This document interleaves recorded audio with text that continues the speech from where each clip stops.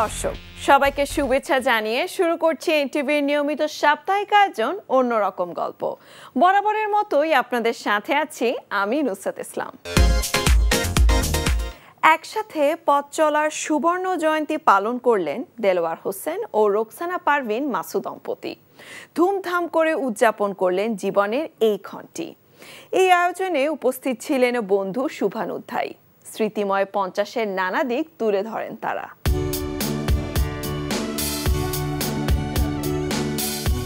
দেখতে দেখতে পেরিয়ে গিয়েছে দাম্পত্য জীবনের 50 বসন্ত। সুখে দুঃখে কেটেছে তাদের দাম্পত্য জীবন। কিভাবে এতগুলো বছর পেরিয়ে গেল তা যেন বুঝতেই পারেননি 75 বছরের দেলোয়ার হোসেন এবং 63 বছরের রোকসানা পারভিন মাসু।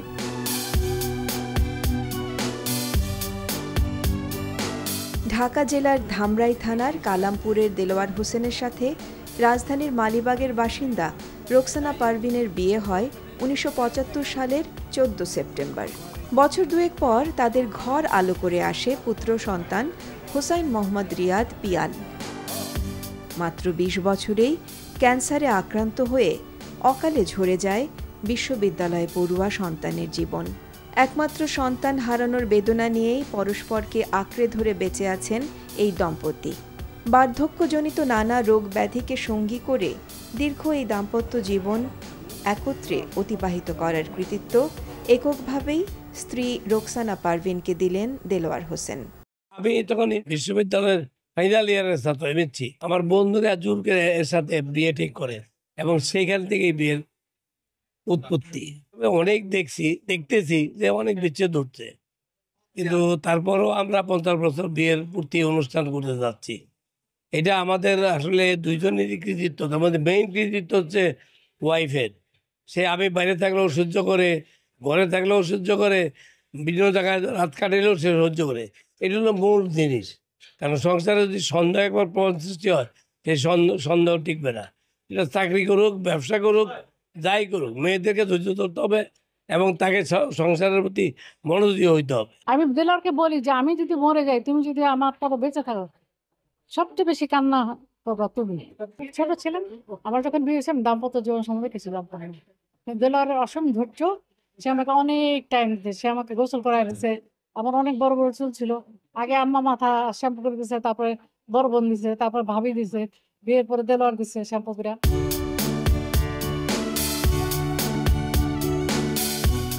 জাহাঙ্গীরনগর বিশ্ববিদ্যালয়ের প্রথম ব্যাচের শিক্ষার্থী ছিলেন দেলোয়ার হোসেন।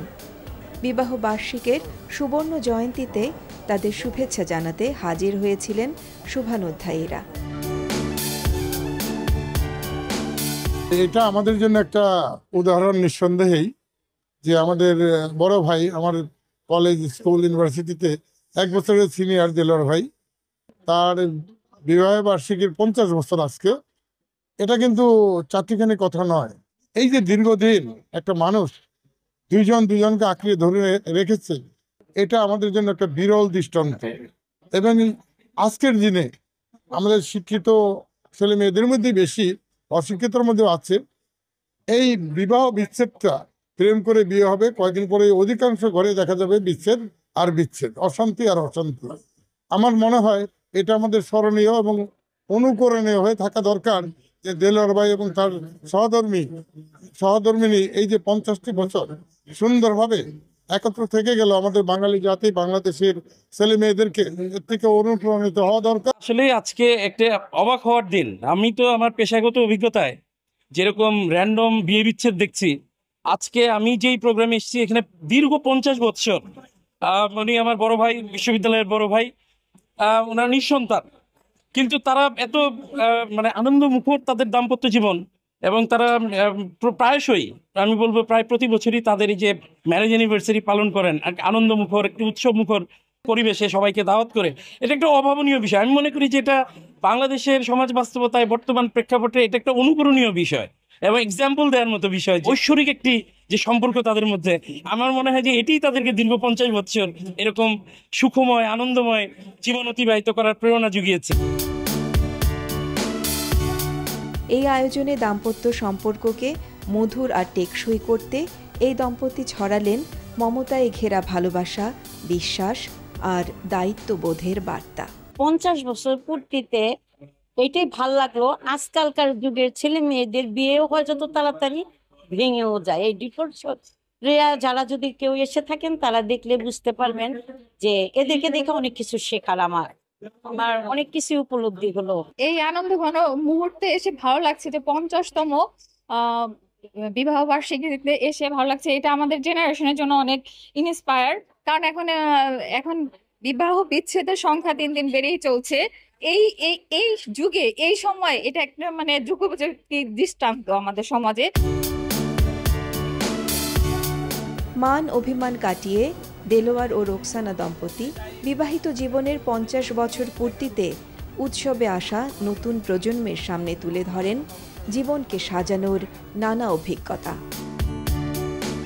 ফিরে এলাম অন্যরকম গল্প নিয়ে। চিলির দক্ষিণাঞ্চলের ছোট্ট শহর পোরভেনিরে সবার প্রিয় মুখ পুলিশ বিড়াল নারুতো। পুলিশের কনিষ্ঠ সদস্য হয়েও মন জয় করেছে সবার। বর্তমানে নারুতো শুধু একটি বিড়াল নয়, পরিণত হয়েছে পুলিশ বাহিনীর ম্যাসকটে।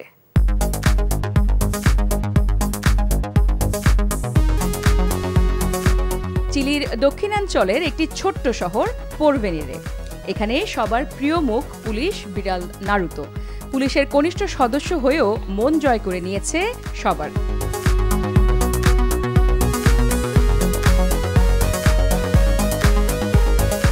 কিছুদিন আগে এক পুলিশ কর্মকর্তা টহলে বেরিয়ে দেখতে পান একটি ছোট্ট বিড়াল কুকুরের ভয়ে পালাচ্ছে। ঠান্ডা আবহাওয়ায় কাঁপতে থাকা বিড়ালটিকে ওই পুলিশ কর্মকর্তা আশ্রয় দেন থানায়। বিড়ালটি ভয় পেয়ে দৌড়াচ্ছিল। সেদিন খুব ঠান্ডাও পড়েছিল, তাই আমি ওকে ভিতরে নিয়ে আসি।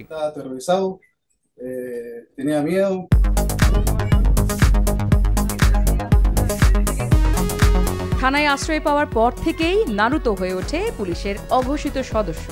থানার প্রতিটি অফিস ঘুরে বেড়ায় আর সবার মন ভরিয়ে দেয় আনন্দে।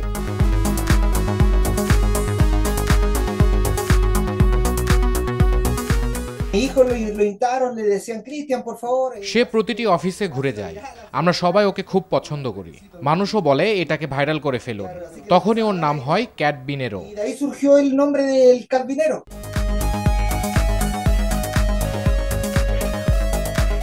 শুধু পুলিশরাই নয়, আশেপাশের শিশুরাও নারুতোকে দেখে মুগ্ধ। থানায় আসা ভুক্তভোগীদের জন্য সে হয়ে উঠেছে এক ধরনের সান্ত্বনার প্রতীক। ভুক্তভোগীরা যখন আসে, নারুতো কাছে যায়, তারা ওকে আদর করে, এতে অনেকটা স্বস্তি পায়।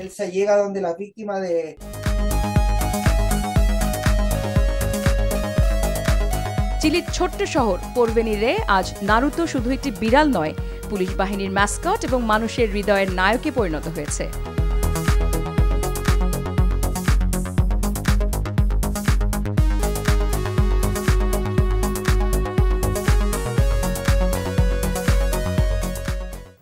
বেইজিং এর আকাশে ভাসছে রক্তিম চাঁদ, আর এই চাঁদের সাক্ষী হতে শহরের বাসিন্দারা ভিড় জমায় শহরের উত্তর পূর্ব কোণে, আর মুহূর্তগুলো ধরে রাখতে করছেন ক্যামেরাবন্দী। এদিকে চিলির আইস মৎস্যকন্যা বারবারা হার্নান্ডেস বরফ ঠান্ডা পানিতে সবচেয়ে দীর্ঘ দূরত্ব সাঁতরে লিখালেন ইতিহাস।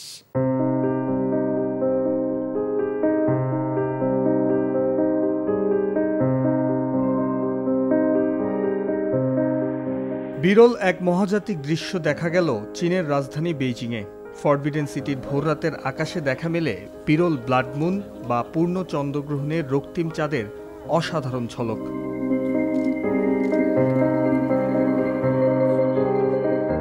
আগের রাত থেকেই শত শত মানুষ ভিড় জমায় শহরের উত্তর পূর্ব কোণে। হাতে ক্যামেরা, মোবাইল ফোন দিয়ে সকলেই বন্দি করতে চান বিরল এই দৃশ্য।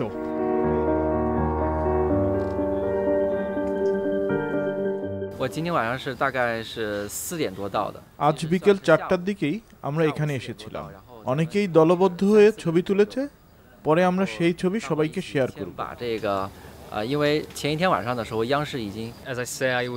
আমি অপেশাদার ফটোগ্রাফার, তাই খুব ভালো ক্যামেরা নেই। তবে এখানে অনেককে দেখলাম দামি লেন্স দিয়ে ছবি তুলছে। আসলে যন্ত্রপাতি যতই ভালো হোক, সবচেয়ে গুরুত্বপূর্ণ হলো এই অভিজ্ঞতা নিজের চোখে দেখা।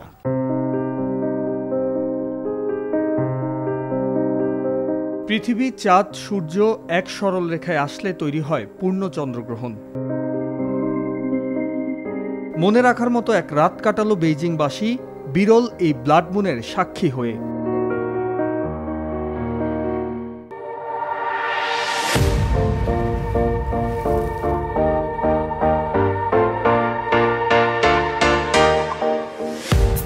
এদিকে চিলির আইস কন্যা নামে পরিচিত সাঁতারু বারবারা ফার্নান্দেজ গড়লেন নতুন বিশ্ব রেকর্ড। বরফ ঠান্ডা পানিতে সবচেয়ে দীর্ঘ দূরত্ব সাঁতরে নারীদের মধ্যে ইতিহাস লিখলেন তিনি।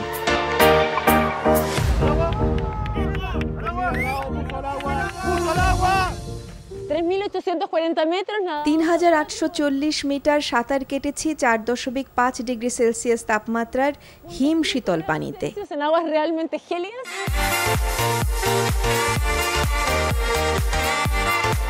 চিলির মাগালানেস অঞ্চলের পুর্তো নাটালেসে ক্যানাল সেনেরেতে অনুষ্ঠিত এই সাঁতার সম্পন্ন হয় ১ ঘন্টা ৬ মিনিটে।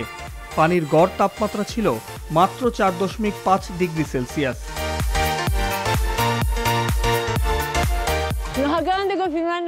এটাই আমাদের চতুর্থ গিনিস রেকর্ড, বিশ্বের দীর্ঘতম বরফ জলে সাঁতার, আর সেটা করেছে এক চিলিয়ান, এই আইস মৎস্যকন্যা। এর আগে হার্নান্দেজ গড়েছিলেন অ্যান্টার্কটিকার চিলেবেতে ২.৫ কিলোমিটার সাঁতরে নারীদের দীর্ঘতম আইস সুইমিং রেকর্ড। এছাড়াও ২০২২ সালে কেপ হর্নে ড্রেক প্রণালী পাড়ি দিয়ে রেকর্ড গড়েন দ্রুততম সাঁতারু হিসেবে।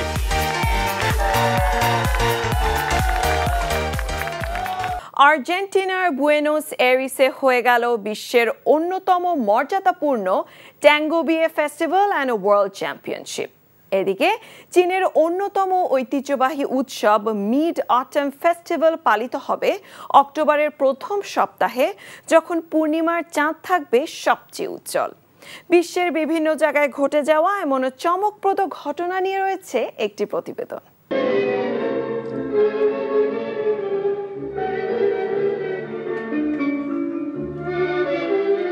আর্জেন্টিনার রাজধানী বুয়েন্স আয়ার্সে অনুষ্ঠিত হল বিশ্বের অন্যতম মর্যাদাপূর্ণ ট্যাঙ্গো বিয়ে ফেস্টিভ্যাল অ্যান্ড ওয়ার্ল্ড চ্যাম্পিয়নশিপ।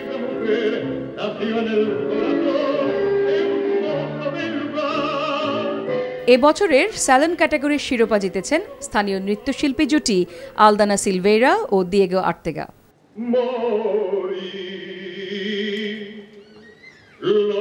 গানব্রেক্স থিয়েটারে অনুষ্ঠিত ফাইনালে প্রতিদ্বন্দ্বিতা করেন আর্জেন্টিনা, কলম্বিয়া, রাশিয়া, দক্ষিণ কোরিয়া, জাপান ও ইন্দোনেশিয়ার প্রতিযোগীরা।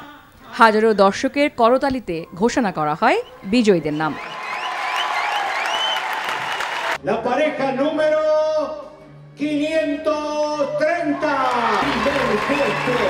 ৫ বছর ধরে প্রতিযোগিতায় অংশ নেওয়া এই জুটি আবেগঘন মুহূর্তে জানান, প্রতি বছরই আশা করতাম এবার আমাদের নাম আসবে, কিন্তু হয়নি। তাই শেষ মুহূর্তে যখন নাম ঘোষণা হলো সেটা ছিল অবিশ্বাস্য।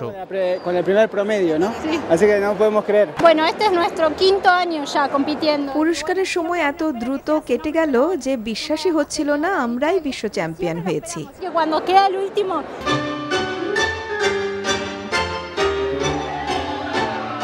বিজয়ের মুহূর্তে সিলভেইরা ও অর্তেগা দর্শকদের জন্য নৃত্য পরিবেশন করেন, আর চারপাশ জুড়ে বাজতে থাকে করতালি ও উচ্ছ্বাস। আয়োজকরা জানাচ্ছেন, ট্যাঙ্গো ফেস্টিভ্যাল শুধু প্রতিযোগিতা নয়, বরং আর্জেন্টিনার ঐতিহ্যবাহী নৃত্য সংস্কৃতির বিশ্বজনীন উৎসব।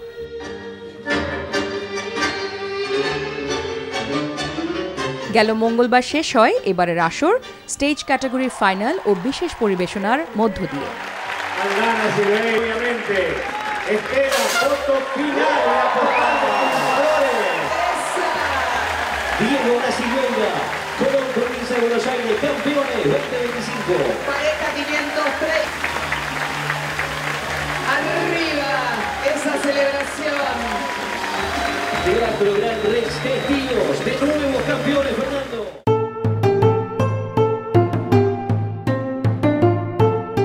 এদিকে চীনের দক্ষিণ পশ্চিমাঞ্চল সিচুয়ান প্রদেশের দেইয়াং শহরে শুরু হয়েছে 2025 সালের মিড অটম ফেস্টিভ্যাল গালার রেকর্ডিং।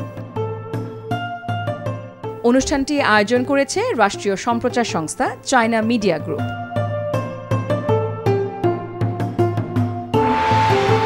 প্রাকৃতিক সৌন্দর্যে ঘেরা সুয়ানজু লেকের তীরে সাজানো হয়েছে গালার প্রধান মঞ্চ। পাহাড় ও হ্রদের মনোরম পরিবেশে তৈরি হয়েছে এক কাব্যিক ও দৃষ্টিনন্দন আবহ।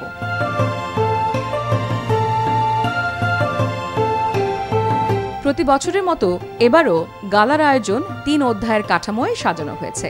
তবে নতুনত্ব আনতে ব্যবহার করা হয়েছে সিনেমেটিক উপস্থাপন, গল্প বলার ধরন এবং আধুনিক প্রযুক্তি।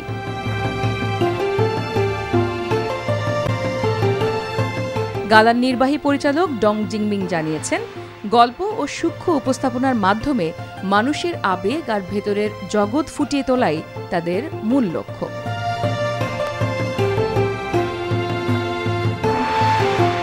গান নির্বাচন থেকে শুরু করে প্রতিটি অধ্যায়ের গঠন সবকিছুতেই রাখা হয়েছে শিল্পিত দৃষ্টিভঙ্গি।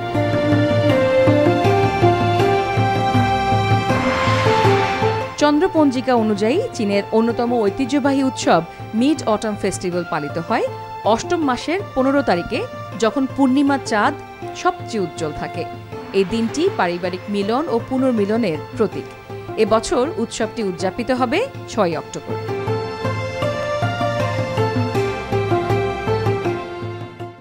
চলে এলাম একদম শেষে। দেশ বিদেশের বিস্ময়কর ও মজার সব খবর নিয়ে দেখা হবে আবারও। কেমন লাগলো আমাদের আয়োজন বা কোনো পরামর্শ থাকলে জানাতে পারেন চিঠি লিখে। আমাদের কাছে চিঠি লেখার ঠিকানা প্রযোজক অন্যরকম গল্প, NTV, BSCC ভবন, 102 কাজী নজরুল ইসলাম এভিনিউ, কারওয়ান বাজার, ঢাকা 1215। দেখা হবে আবারও শুক্রবার সকাল 10টা 10-এ। সে পর্যন্ত ভালো থাকুন, সুস্থ ও নিরাপদে থাকুন।